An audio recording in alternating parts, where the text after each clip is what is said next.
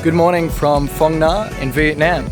All of the locals are all up and about, riding their boats on their commutes to the work, whether or not that be for tourism at the caves that are located here, or just to go fishing. As you can see here behind me now, a couple of locals in their boat heading off for a day's work, and it just looks sensational. I couldn't recommend coming to this place more. It really is so pristine and beautiful, and some of the caves that are located here are really, really amazing. Now, a lot of the caves here, there's one called Swallow Cave, which is known as the largest cave in the world.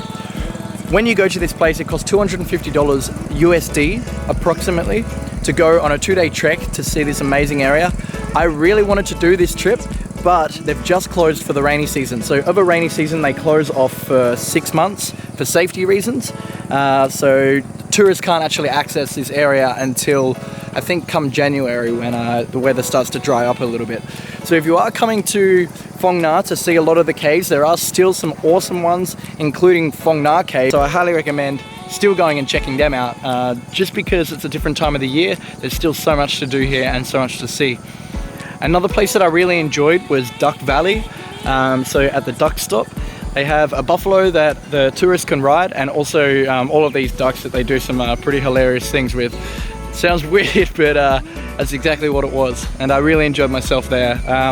But if you are sort of trying to steer clear of the whole tourism type stuff, I would highly recommend just exploring what this place has to offer.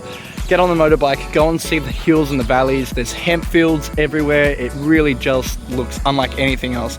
And the terrain is very similar to Thailand, but I feel like the atmosphere is just so much different between the locals, and everyone has such a humble and free mindset that it's really nice to just hang out with the locals and talk to them of a morning and go and get some street food and yeah, really experience what this place has to offer as a smaller, tight-knit community.